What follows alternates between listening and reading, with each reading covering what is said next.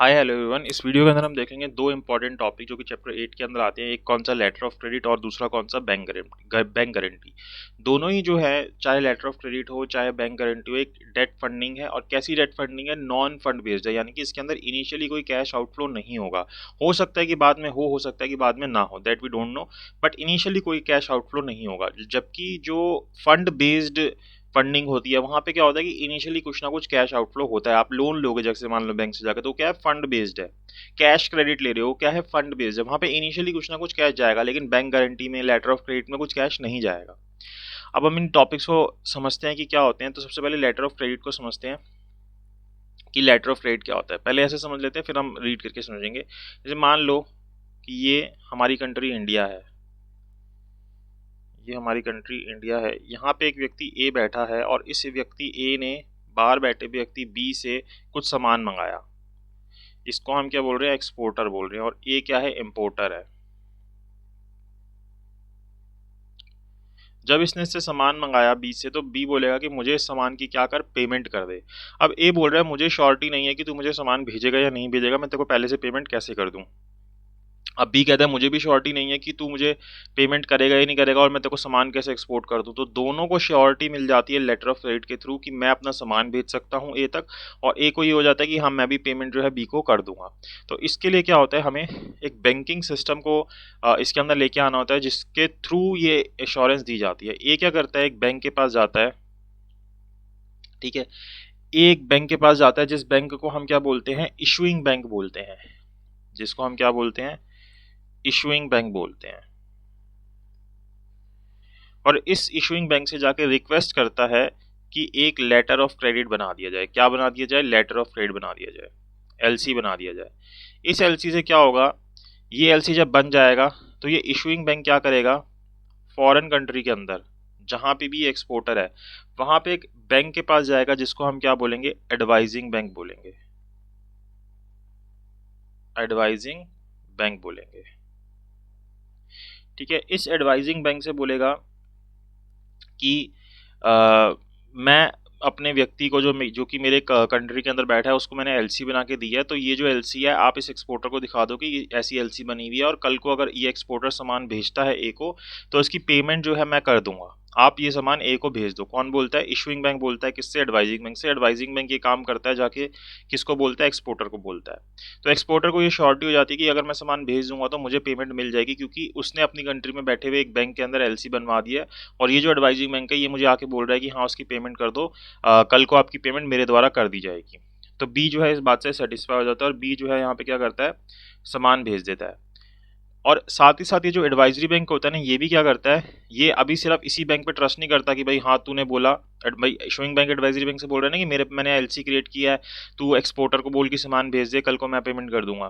तो advisory bank क्या करता है? सिर्फ इस पे भरोसा ना करके एक और बैंक से कंसल्ट करता है, जिसको क्या बोलते हैं? कंफर्मिंग बैंक बोलते हैं। जो बैंक कंफर्म कर देता है कि हाँ अगर पेमेंट की जाएगी तो ये इशुइंग बैंक पेमेंट कर देगा, ये इसने एकदम सही एलसी बनाई है और मैं इस चीज़ को कंफर्म करता हूँ। तो एडवाइजिंग बैंक भी अपने आप को इंश्योर कर लेता है कि भाई मैं ऐसे ही जाके कहीं एक्सपोर्टर को ना बोल दूँ। अब क्या होता है कि ये चीज़ हो जाती है। इसके बाद यहाँ पे जब सामान रिसीव हो जाता है ए को, तो कुछ डॉक्यूमेंट जो होते हैं एक्सपोर्टर के पास होंगे, उसके पास प्रूफ होगा कि मैंने सामान भेज दिया है। अब ये क्या करेगा? जाके नेगोशिएटिंग बैंक। नेगोशिएटिंग बैंक कौन सा होता है? नेगोशिएटिंग बैंक हो सकता है कि ना इसी की जो इशुइंग बैंक है ना, इसी की ब्रांच हो उसकी कंट्री में, या कोई और बैंक भी हो सकता है। तो इस बैंक के पास जाके वो बोलेगा कि मैंने इस तरीके से सामान भेज दिया और मेरे पास ये प्रॉपर डॉक्यूमेंट्स है जो मैं आपको शो कर रहा हूँ। तो जो ये नेगोशिएटिंग बैंक है वो उसको क्या करेगा? इसकी पेमेंट कर देगा। और इस पेमेंट पे जो यहाँ पे इंपोर्टर था वो भी इशुइंग बैंक को पेमेंट कर देगा कि आपने मेरे बिहाफ पे पेमेंट की थी। और जब ये रिक्वेस्ट करेगा तो ऐसे ही थोड़ा ना इशुइंग बैंक गारंटी दे रहा है कि हाँ मैं आप कल को वो सामान भेजोगे तो ये पैसे नहीं देगा, तो मतलब हम पैसे दे देंगे। इशुइंग बैंक ऐसे थोड़ा ना गारंटी दे देगा। तो इशुइंग बैंक कुछ ना कुछ उसके पास उस वक्त क्या करता है? कुछ ना कुछ सिक्योरिटी रख लेता है, भाई एफडी रख लेगा, कुछ ना कुछ इस तरीके से सिक्योरिटी ले लेता है इससे, ताकि इशुइंग बैंक भी इंश्योर हो जाए कि हाँ भाई ये पेमेंट कर देगा। एडवाइजिंग बैंक भी इंश्योर हो जाएगी, इशुइंग बैंक बोल रहा है कि ये पेमेंट करेगा, तो मतलब मैं बोल देता हूँ एक्सपोर्टर को, एक्सपोर्टर भी इंश्योर हो जाएगा कि बैंक ने बोला तो मुझे पेमेंट हो जाएगी। और कल को जब वो सारे डॉक्यूमेंट लेके नेगोशिएटिंग बैंक के पास जाएगा तो नेगोशिएटिंग बैंक जो है वो एक्सपोर्टर को पेमेंट कर देगा। इस तरीके से एक्सपोर्टर को भी उसकी पेमेंट मिल जाएगी और ए को भी उसका सामान जो है वो मिल जाएगा। तो ये जो यहाँ पे डॉक्यूमेंट इशू हुआ इसको हमने क्या बोला, लेटर ऑफ क्रेडिट बोला। तो ये जो सिस्टम है आई होप समझ आया हो कि किस तरीके से लेटर ऑफ क्रेडिट काम करता है। ज़रूरी नहीं है कि हर सिचुएशन के अंदर कंफर्मिंग बैंक हो सकता है एडवाइजरी बैंक और नेगोशिएटिंग बैंक सेम हो जाए, ये भी हो सकता है। तो लेकिन इशूइंग बैंक ज़रूर होगा और एक ना एक एडवाइजरी बैंक कम नेगोशिएटिंग बैंक भी हो सकता है, तो मतलब दोनों काम एक बैंक भी कर सकता है। तो ये इस तरीके से लेटर ऑफ क्रेडिट जो है काम करता है। अब हम इसको पढ़ते हैं कि कैसे हमें समझा रखा है कि क्या होता है लेटर ऑफ क्रेडिट। पहले वही बात समझा रखी है कि फंड बेस्ड फैसिलिटीज़ क्या होती है, नॉन फंड बेस्ड फैसिलिटीज़ क्या होती हैं। फंड बेस्ड के अंदर अगर आप इसकी डेफिनेशन पढ़ोगे फंड बेस्ड की, तो ये क्या होती है, जहाँ पे कैश आउटफ्लो होता है इनिशियल स्टेज से ही, ठीक है। जैसे कि इसके अंदर आपका लोन हो गया, कैश रेट हो गया, या जैसे बैंक बिल परचेज कर लेता है, बिल डिस्काउंट कर देता है, तो ये सब क्या है, फंड बेस्ड है, जिसमें इनिशियली ही शुरू से ही कैश आउटफ्लो होना शुरू हो जाएगा। फिर इससे बैंक की इनकम होती है, बैंक ऐसी तो बांट नहीं रहा पैसा, तो जैसे इनकम जो बैंक को अर्न होगी जब ये इस तरीके की बोरोइंग देंगे या कोई ये चीज़ देंगे, तो वहाँ पे ये जो इनकम है कहाँ पे शो होगी, बैलेंस शीट के अंदर इनकम हेड इंटरेस्ट, ठीक है, इंटरेस्ट हेड के अंदर शो होगी ये। और जो डिस्काउंट जैसे दिया था, जैसे बिल डिस्काउंट किया था, तो ये बिल डिस्काउंटिंग फैसिलिटी कहलाएगा। तो ये फंड बेस्ड फैसिलिटी होगी। नॉन फंड बेस्ड फैसिलिटी के अंदर क्या है, कोई कैश आउटफ्लो नहीं होगा शुरू से ही, बाद में हो सकता है कि कैश आउटफ्लो हो सकता है ना हो। जैसे कि इसके अंदर आपका क्या आ गया, बैंक गारंटी आ गया, जिसको इन शॉर्ट बीजी बोल देते हैं, या फिर लेटर ऑफ क्रेडिट आ गया। यही दो main non fund based facilities हैं जो कि इंडिया के अंदर अवेलेबल होती है। और बैंक को जब नॉन फंड बेस्ड फैसिलिटी किसी को देनी होती है, तो कुछ चीज़ें ध्यान में रखनी चाहिए, कुछ कंडीशंस ध्यान में रखनी चाहिए। जैसे क्या क्या, पहली चीज़, बैंक को ये इंश्योर करना चाहिए कि जो बोरोअर है, जो उसके पास नॉन फंड बेस्ड फैसिलिटी लेने आया है, उसने कोई फंड बेस्ड फैसिलिटी तो नहीं ले रखी किसी और ऑपरेटिंग बैंक से इंडिया के अंदर। तो पहली चीज़ ये इंश्योर करनी चाहिए। दूसरा कि जो credit appraisal fund based facilities के लिए करते हैं, यानी कि जो भी क्राइटेरिया फंड बेस्ड फैसिलिटीज के लिए करते हो वही सेम क्राइटेरिया यहाँ पे भी अप्लाई करो, यहाँ पे आप किसी भी चीज़ की कमी मत रखो। और तीसरी चीज़, जो भी क्रेडिट की इन्फॉर्मेशन है, जैसे किसी भी व्यक्ति ने ली है, उस क्रेडिट की इन्फॉर्मेशन को आप क्या करो, मैंडेटरीली जितनी भी क्रेडिट इन्फॉर्मेशन कंपनीज होती हैं उनको दे दो, ताकि बाकी लोगों को भी वो इन्फॉर्मेशन मिल सके जब भी उनको उसकी नीड हो। तो ये तीन चीज़ें ध्यान रखनी चाहिए। अब आता है letter of credit. Letter of credit क्या है, एक तरीके से एक डॉक्यूमेंट है जिसके अंदर बैंक जो है गारंटी कर देता है पेमेंट की, यानी कि बैंक बोलता है कि हाँ मैं इसकी पेमेंट आपको पक्का करूंगा, आप इसको सामान दे दो। तो ये क्या अपने आप में एक अंडरटेकिंग है या कमिटमेंट है बैंक के थ्रू, जिसके अंदर वो इन्फॉर्म कर देता है या एडवाइस कर देता है बेनिफिशियरी को। बेनिफिशियरी कौन है, एक्सपोर्टर। बेनिफिशियरी कौन होता है, एक्सपोर्टर होता है। बेनिफिशियरी को इन्फॉर्म कर देता है कि एक डॉक्यूमेंट मेरे पास है जिसको लेटर ऑफ क्रेडिट बोल रहे हैं, और जब आप इसको सामान दे दोगे तो मैं इसको ऑनर कर दूंगा। If the beneficiary submit all the required document as per the terms and condition as per the letter of credit, कि भाई आप जितने भी डॉक्यूमेंट्स, अगर जो भी डॉक्यूमेंट रिक्वायर्ड होंगे एक्सपोर्ट वगैरह के, वो सारे आप सबमिट कर दोगे तो मैं आपको इसकी पेमेंट कर दूंगा। इसी को हम क्या बोलते हैं, लेटर ऑफ क्रेडिट बोलते हैं। तो लेटर ऑफ क्रेडिट का एक तरीके से ये बैंक के थ्रू इशू होता है, किसकी रिक्वेस्ट पे, उसके कस्टमर की रिक्वेस्ट पे, यानी कि जो इंपोर्टर होगा वही तो जाकर रिक्वेस्ट करेगा। और किसके लिए इशू होता है, बेनिफिशियरी के इंटरेस्ट के अंदर, यानी कि एक्सपोर्टर के इंटरेस्ट के अंदर। इसी को हम लेटर ऑफ क्रेडिट बोलते हैं। अब काफ़ी सारे types of letter of credit होते हैं, जैसे कौन कौन से, पहला साइट क्रेडिट। साइट क्रेडिट का मतलब क्या है, under this letter of credit documents are payable at sight. Sight मतलब देखते ही उसको पे करना है, जब भी उसको प्रेजेंट किया जाएगा। तो इसका मतलब होता है कि आपको इमीडिएटली पेमेंट मिल जाएगी, मतलब मैक्सिमम 7 दिन का टाइम है इसके अंदर अंदर, जब भी आप प्रेजेंट करोगे बैंक के सामने जाके आपको इसके अंदर इसकी पेमेंट मिल जाएगी। मैक्सिमम 7 डेज है, उससे ज़्यादा टाइम नहीं लेगा बैंक इसमें पेमेंट करने के लिए, अगर आप सारे जितने भी रिक्वायर्ड डॉक्यूमेंट है वो सबमिट कर देते हो उसके बाद। तो ये क्या होता है, साइट क्रेडिट बोलते हैं हम इसको। दूसरा होता है एक्सेप्टेंस क्रेडिट या टाइम क्रेडिट जिसको हम बोलते हैं। तो यहाँ पे क्या है कि जो बिल ऑफ एक्सचेंज जो कि ड्रॉ होते हैं, एक जो कि पेबल होते हैं आफ्टर अ पीरियड, जिसको हम यूसेंस बिल बोलते हैं। यूसेंस बिल्स मतलब क्या हो गया, जैसे मान लो अगर मैं आज बिल ऑफ एक्सचेंज बना रहा हूँ, बिल ऑफ एक्सचेंज क्या होता है, बिल ऑफ एक्सचेंज यही होता है ना कि सेलर ने कोई सामान बायर को बेचा, बायर बोलता है मैं तेरी पेमेंट अभी नहीं कर पाऊंगा, थोड़े दिन बाद करूंगा। तो सेलर बोलता है मेरे पास इसके लिए क्या प्रूफ रहेगा, तो सेलर बोलता है कि चल मैं तेरे को ना एक बिल ऑफ एक्सचेंज बना के देता हूँ, जिसके ऊपर मैं लिख दूंगा कि तूने मेरे ये पैसे देने और मैं इसको साइन कर दूंगा और तू भी मुझे साइन करके दे दे। इसी को हम क्या बोलते हैं, बिल ऑफ एक्सचेंज बोलते हैं। एक प्रूफ हो गया कि भाई बायर ने सेलर की पेमेंट करनी है। तो यहाँ पे ये जो बिल ऑफ एक्सचेंज, अगर इस बिल ऑफ एक्सचेंज पे एक टाइम पीरियड लिख दिया जाएगी, ये पेमेंट जो है 3 महीने बाद होगी या 30 दिन बाद होगी, तो ये इसी बिल ऑफ एक्सचेंज को हम क्या बोल देते हैं, यूसेंस बिल भी बोल देते हैं। तो वही चीज़ यहाँ पे बोल रहा है कि अगर बिल ऑफ एक्सचेंज ऐसा ड्रॉ हुआ है जो कि एक पीरियड के बाद पेबल होगा, उसको हम क्या बोलते हैं, यूसेंस बिल बोलते हैं। तो अंडर एक्सेप्टेंस क्रेडिट यूसेंस बिल्स, यानी कि जो यहाँ पे आप कर रहे हो जो एक्सेप्टेंस क्रेडिट वाला है, मतलब जो ये वाली जो एक टाइप का लेटर ऑफ क्रेडिट है जिसको हम एक्सेप्टेंस क्रेडिट बोल रहे हैं, are accepted upon presentation and eventually honoured on due date. तो यहाँ पे क्या होगा, अगर आपका बिल ऑफ एक्सचेंज ऐसा था जो कि एक पीरियड ऑफ टाइम के बाद पे होना था, तो उसको जब भी आप प्रेजेंट करोगे उस टाइम के बाद, जैसे 3 महीने बाद या जब उसका टाइम पीरियड था, तब उसको आपको उसकी पेमेंट कर दी जाएगी। इसी को हम क्या बोल रहे हैं, एक्सेप्टेंस क्रेडिट बोल रहे हैं कि आपने पहले एक्सेप्ट किया था कि इसकी पेमेंट 30 दिन बाद होनी है, तो आप 30 दिन बाद आके प्रेजेंट करना, आपको उसकी पेमेंट हो जाएगी। ठीक है, तो ये दूसरे टाइप का क्रेडिट हो गया। तीसरा होता है revocable and irrevocable credit. Revocable का मतलब क्या हो गया, ऐसा लेटर ऑफ क्रेडिट जिसकी जो टर्म्स एंड कंडीशंस हैं उसको आप कैंसिल कर सकते हो या अमेंड कर सकते हो। इशूइंग बैंक जो है उसके पास ये पावर रहती है, and any time without prior notice to beneficiary को बिना बताए इसको कैंसिल या अमेंड किया जा सकता है। इस तरीके का क्रेडिट लेने का कोई फायदा नहीं है लेटर ऑफ क्रेडिट रिवोकेबल जो हो।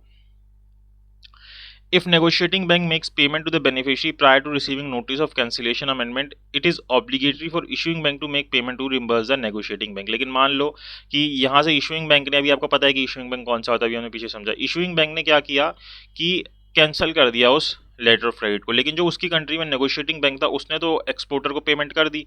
तो now it is compulsory for this issuing bank to make payment to negotiating bank, क्योंकि नेगोशिएटिंग बैंक की कोई गलती तो है नहीं, तूने मेरे को नहीं बताया था कि तूने कैंसिल कर दिया, now I have done the payment, it's your duty to pay me the amount.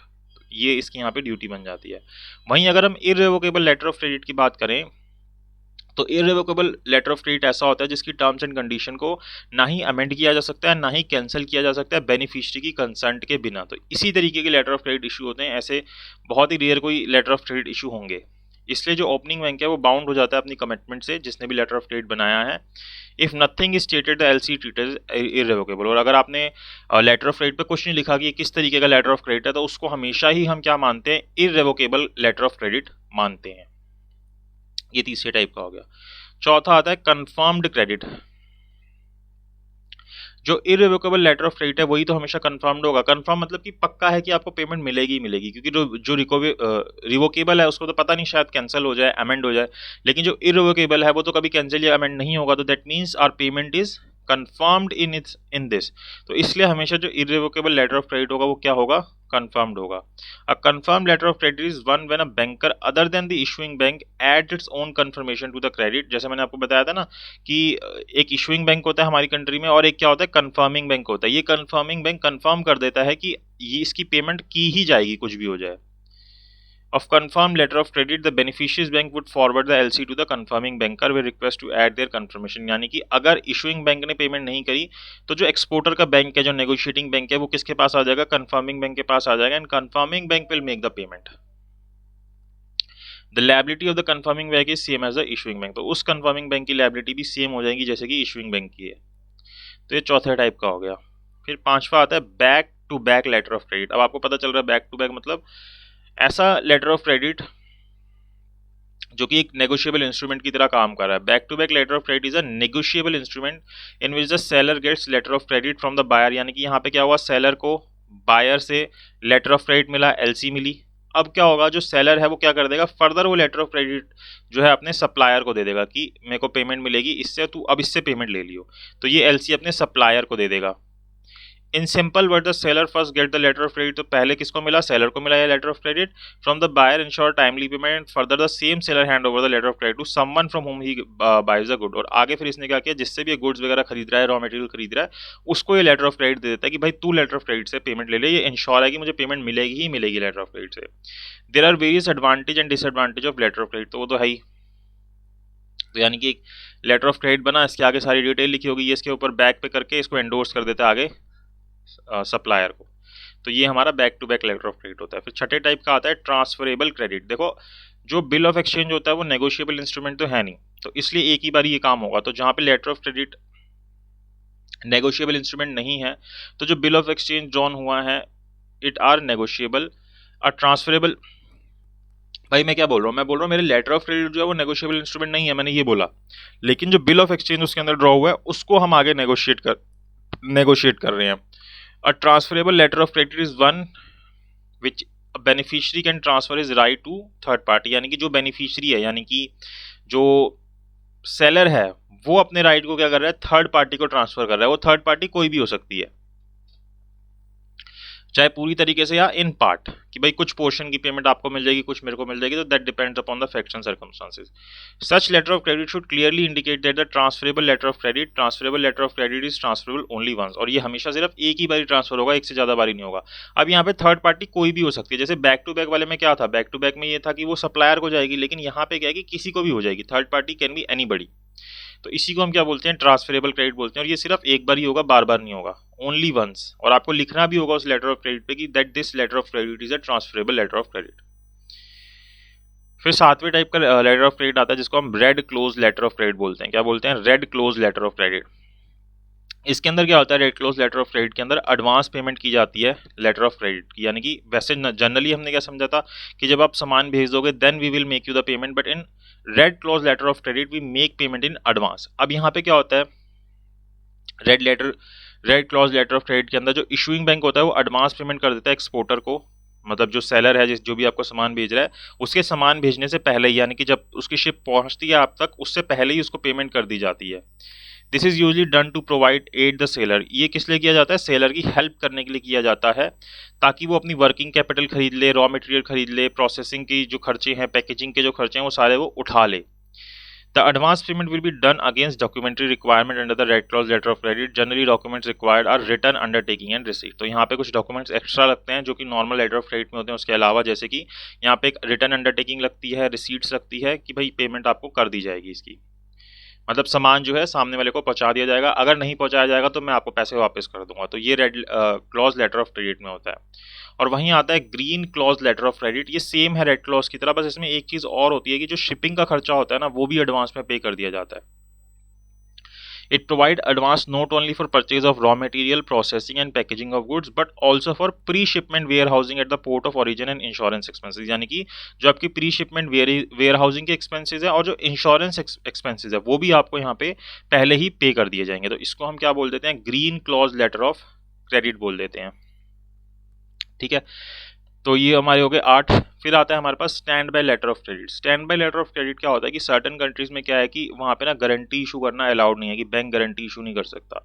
As a substitute these countries usually stand by letter of credit. तो इन कंट्रीज में क्या यूज होता है, stand by letter of credit use होता है in case the guaranteed service is not provide. यानी कि मान लो ए को गुड्स एक्सपोर्ट होने थे बी के थ्रू और ये गारंटीड सर्विस यहाँ पे प्रोवाइड नहीं हुई, तो जो beneficiary can claim under the terms of the stand by credit. तो यहाँ पे क्या होगा भाई, यहाँ पे क्या होता है कि नॉर्मल लेटर ऑफ क्रेडिट नहीं बनता। लेटर ऑफ क्रेडिट क्या बोलता है कि भाई इसकी पेमेंट जो है बी को इंश्योर कर दिया जाता है कि आप सामान भेज दो, इसकी पेमेंट हमें मिल गई है, इसकी श्योरिटी हो गई है और हम आपको इसकी पेमेंट कर देंगे। लेकिन stand by letter of credit में क्या होता है कि जाता ए बैंक के पास ही है, इशूइंग बैंक के पास ही है, लेकिन इशूइंग बैंक उसको लेटर ऑफ क्रेडिट इशू नहीं करता।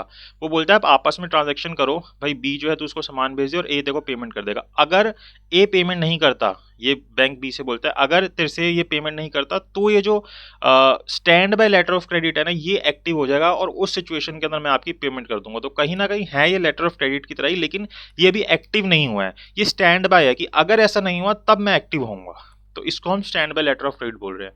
इन case of stand by letter of credit the document required are proof of non performance और सिंपल क्लेम फॉर्म। तो यहाँ पे बी को ये देना होगा कि इसने मेरी पेमेंट नहीं करी है, मतलब कि परफॉर्मेंस नहीं करी है, या क्लेम फॉर्म आपको सबमिट करना होगा। Then this letter of credit which is known as stand by letter of credit will become active and bank will make payment to the B. तो फर्क थोड़ा सा ही है, लेकिन कुछ खास फर्क नहीं है। रिवॉल्विंग क्रेडिट होता है, यहाँ पे क्या होता है, ये लास्ट टाइप का लेटर ऑफ क्रेडिट है। इसके अंदर क्या है, here the amount of drawing made would be reinstated and made available to the beneficiary again and again for further drawings. तो यहाँ पे मैंने एक बार एलसी दे दी एक्सपोर्टर को, जैसे 10 लाख की। अब मैंने एक्सपोर्टर ने मुझे सामान पहुंचाया, मैंने उसको पेमेंट कर दी, सामान पहुंचाया पेमेंट कर दी। तो इसी एलसी के बेसिस पे यहाँ पे काम चलता ही जा रहा है, वो बार बार जिंदा होती जा रही है। बार बार मुझे एलसी बनाने की जरूरत नहीं है कि वो मुझे बार बार सामान भेजेगा, मैं उसको पेमेंट कर दूंगा। तो वो पिछली एलसी की ही श्योरिटी के ऊपर उसको पेमेंट होती रहेगी, वो सामान भेजता रहेगा मुझे। तो रिवॉल्विंग क्रेडिट हो गया। तो ये these are the 10 types of letter of credit. So I hope आपको क्लियर हुए होंगे कि कितने टाइप के लेटर ऑफ क्रेडिट हैं। अब पार्टीज कौन कौन सी इन्वॉल्व होती है लेटर ऑफ क्रेडिट में, भी आपको क्लियर है। एप्लीकेंट होता है जो जाता है इशूइंग बैंक के पास श्योरिटी मांगने के लिए कि भाई प्लीज़ मेरे नाम पे एलसी इशू कर दो, मुझे बाहर पेमेंट करनी है, उनसे सामान मंगाना है। इशूइंग बैंक आपको पता है कि कौन सा बैंक एलसी इशू करता है। एडवाइजिंग बैंक पता है जो कि बाहर बैंक होता है उसकी कंट्री में, एक्सपोर्टर की कंट्री में, बेनिफिशियरी की कंट्री में, जो उसको एडवाइस करता है कि हाँ वहाँ पे श्योरिटी मिल गई है। बेनिफिशियरी पता है जो एक्सपोर्टर होता है। नेगोशिएटिंग बैंक पता है जो पेमेंट करता है। तो advising bank, negotiating bank can be same. Reimbursing bank पता है जो पेमेंट कर रहा है, और कंफर्मिंग बैंक पता है जो श्योरिटी दे रहा है कि रिम्बर्सिंग बैंक और इशूइंग बैंक भी सेम होते हैं। और कंफर्मिंग बैंक आपको ये क्लियर है कि कंफर्मिंग बैंक कौन सा है, जो कि श्योरिटी दे देता है कि हाँ अगर इशूइंग बैंक ने पेमेंट नहीं करी then I will pay the payment. ये आपके पार्टीज हो गई। कौन कौन से डॉक्यूमेंट्स लगते हैं आपके इसके अंदर एलसी के अंदर, जो कि आपके साथ एलसी के साथ होते हैं? एक तो बिल ऑफ एक्सचेंज जरूर होगा, क्योंकि यही तो है जहाँ पे उसने उसको बोला होगा कि तूने मेरी पेमेंट करनी है। सेलर ने एक्सपोर्टर को बोला होगा और एक्सपोर्टर ने एक्सेप्ट किया होगा, सॉरी सेलर ने बायर को बोला होगा और बायर ने एक्सेप्ट किया होगा कि हाँ मैंने तेरी पेमेंट करनी है, तो बिल ऑफ एक्सचेंज इसके अंदर जरूर होगा। दूसरा कमर्शियल इनवॉइस जरूर होंगे, जो बिल वगैरह हो गए, जिसको आप नॉर्मल लैंग्वेज में बोल सकते हो इनवॉइस हो गए आपके, ये इसके अंदर होंगे। ट्रांसपोर्ट के डॉक्यूमेंट्स होंगे, ठीक है, जिसके थ्रू आप जैसे आप कैसे भी आपको गुड्स भेजे जा सकते हैं, रेलवे से भेज रहे हैं, शिप से भेज रहे हैं, एयरवेज में भेज रहे हैं, तो ये वाले आपके जो डॉक्यूमेंट्स है वो लगेंगे। कई बार ये होता है कि एक सिंगल सामान ही एक से ज़्यादा ट्रांसपोर्ट से आता है, कि कुछ डिस्टेंस उसने शिप से ट्रैवल किया, कुछ एयर से किया, कुछ ट्रेन से किया, या combination of any of these, तो वहाँ पे मल्टी मॉडल ट्रांसपोर्ट डॉक्यूमेंट लगता है। तो कोई भी इस तरीके के डॉक्यूमेंट जो आपका लगेगा। फिर बिल ऑफ लीडिंग होता है, ये शिपमेंट डॉक्यूमेंट ही है, इसके अंदर भी एक इंक्लूड हो ही जाना चाहिए था। This is also a shipment document. तो ये पोर्ट से पोर्ट का जब होता है ना, मतलब जब शिप से सामान आ रहा है उसके लिए बिल ऑफ लीडिंग होता है, ठीक है। इसके अलावा इंश्योरेंस पॉलिसी होनी चाहिए, ये एक डॉक्यूमेंट लगता है। और इसके अलावा कुछ और डॉक्यूमेंट होते हैं, वो डिपेंड करते हैं कि क्या सिचुएशन है। जैसे कि सर्टिफिकेट ऑफ ओरिजिन हो गया, जहाँ से ये पता चलता है ओरिजिन ऑफ गुड्स कहाँ से, कि भाई कोई ऐसी कंट्री से तो नहीं है जहाँ पे हमें सामान जहाँ से लेना मना था, प्रोहिबिटेड नेशंस होते हैं जैसे, तो उसके सर्टिफिकेट हो गए। तो ये डॉक्यूमेंट जो है आपके सारे लगते हैं, रिक्वायर्ड होते हैं वाइल टेकिंग एलसी की पेमेंट। फिर देखिए uniform custom and practice documentary credit बनाया गया है। ये कुछ नहीं है इस यूसीपीडीसी, इसके अंदर यही है कि जो टर्म्स यूज होती है ना, जैसे हम अलग अलग टर्म्स यूज कर रहे हैं, एडवाइजिंग बैंक, एप्लीकेंट, या कुछ भी टर्म यूज कर रहे हैं, तो वो सारे वर्ल्ड के अंदर ना सेम ही हो। ऐसा ना हो कि किसी कंट्री में कुछ बोल रहे हैं, किसी कंट्री में कुछ बोल रहे हैं, उसके कारण कन्फ्यूजन हो रही है। तो उसके लिए हमने एक uniform guidelines to handle documents under letter of credit बनाया है।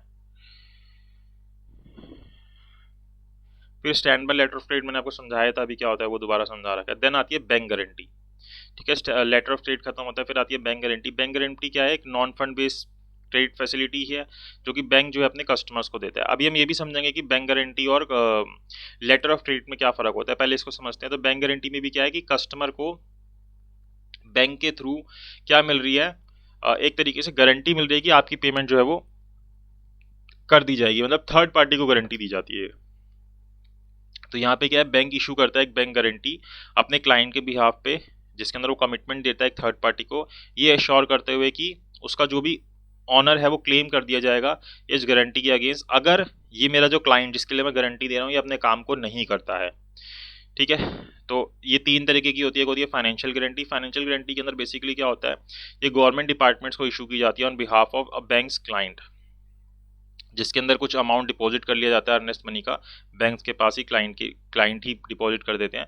तो यहाँ पे क्या होता है, कस्टमर की रिक्वेस्ट पे ये जो अमाउंट डिपॉजिट किया है या अर्नेस्ट मनी डिपॉजिट किया है, बैंकर क्या करते हैं, गारंटी इशू कर देते हैं गवर्नमेंट डिपार्टमेंट को। तो जैसे कि इसके अंदर होता क्या है, जो ये जो टाइप की गारंटी होती है, ये बैंक के कस्टमर को हेल्प करती है। जैसे कोई बिडिंग हो रही है किसी कॉन्ट्रैक्ट की, तो उस बिडिंग में पार्ट लेने के लिए एक्चुअल अमाउंट को डिपॉजिट किए बिना, मतलब कि बैंक आप गए गवर्नमेंट डिपार्टमेंट में, आप गवर्नमेंट डिपार्टमेंट में मान लो कोई प्रोजेक्ट निकाला है और आपको क्या करना है इसके अंदर बिड करना है, तो गवर्नमेंट बोलती है कि भाई कुछ बिडिंग अमाउंट डिपॉजिट करो, तो आप बोलते हो यार श्योरिटी नहीं है कि पता नहीं या मेरे को मिलेगा नहीं मिलेगा, कल को फिर मेरे को पैसे वापस मिलेंगे नहीं मिलेंगे, तो गवर्नमेंट को भी होता है हाँ यार ये डर के मारे कोई बिडिंग ही नहीं कर रहा।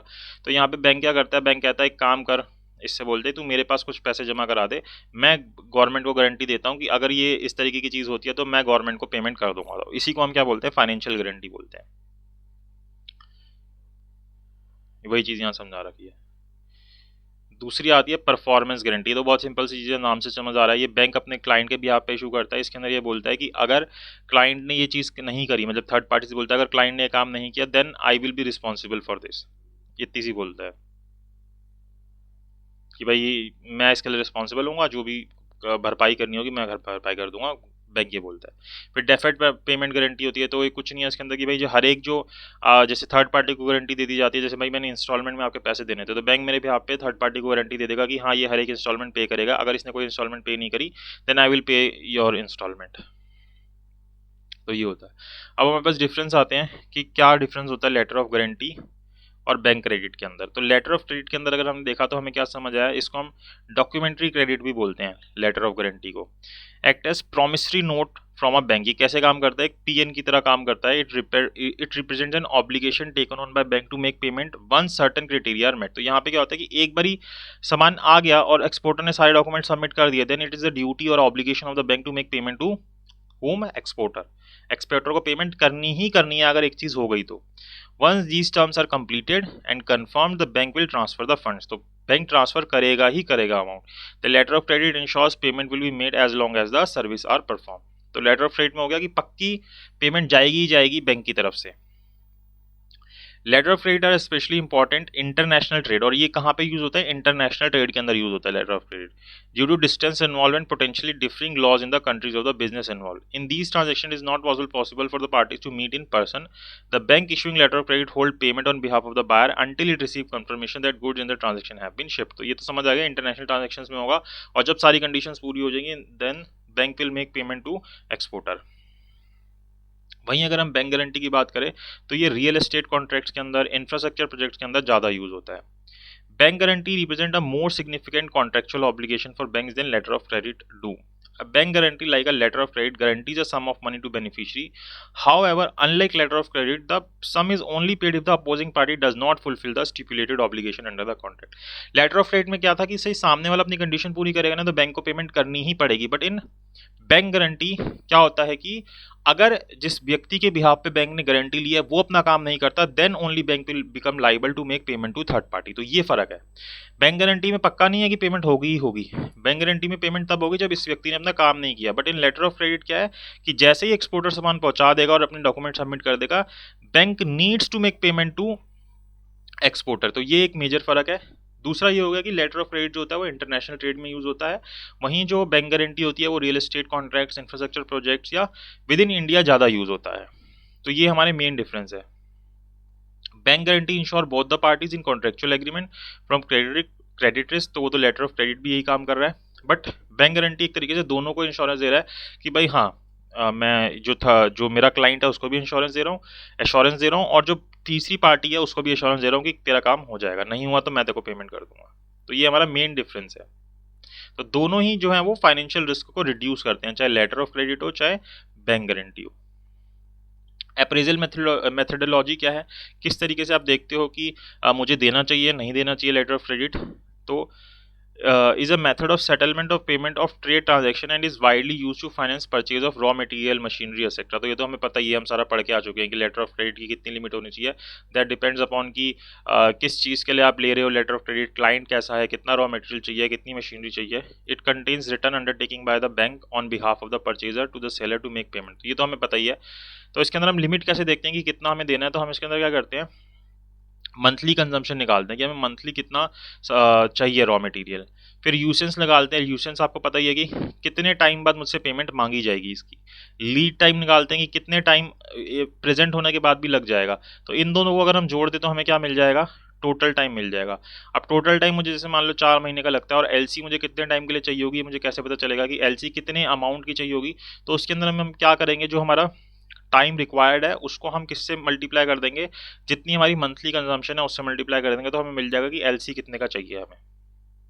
भाई मुझे 3 महीने के लिए चाहिए, ठीक है, और मुझे मंथली रिक्वायरमेंट है 10,000 की, तो मैं सीधी सी बात है 3 को 10 से मल्टीप्लाई कर दूंगा। That means I need LC of 30,000।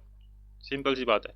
और बैंक गारंटी की लिमिट कैसे निकलती है, इसके अंदर हम क्या करते हैं, जो आउटस्टैंडिंग बैंक गारंटी है बैलेंस शीट के हिसाब से, ऑडिटेड बैलेंस शीट के हिसाब से, मतलब जो पहले की बैंक गारंटी है प्लस जो बैंक गारंटी मुझे इस साल चाहिए, रिक्वायर्ड है, पहले की आ गई, प्लस जो अभी रिक्वायर्ड है, माइनस इसमें से क्या कर देंगे, जो मेच्योरिटी है कैंसिलेशन होगी बैंक गारंटी की, माइनस वो कर देंगे। तो ये मुझे क्या मिल जाएगा कि कितनी बैंक गारंटी मुझे चाहिए। तो इस तरीके से we can calculate that how much letter of credit और how much bank guarantee we require this time.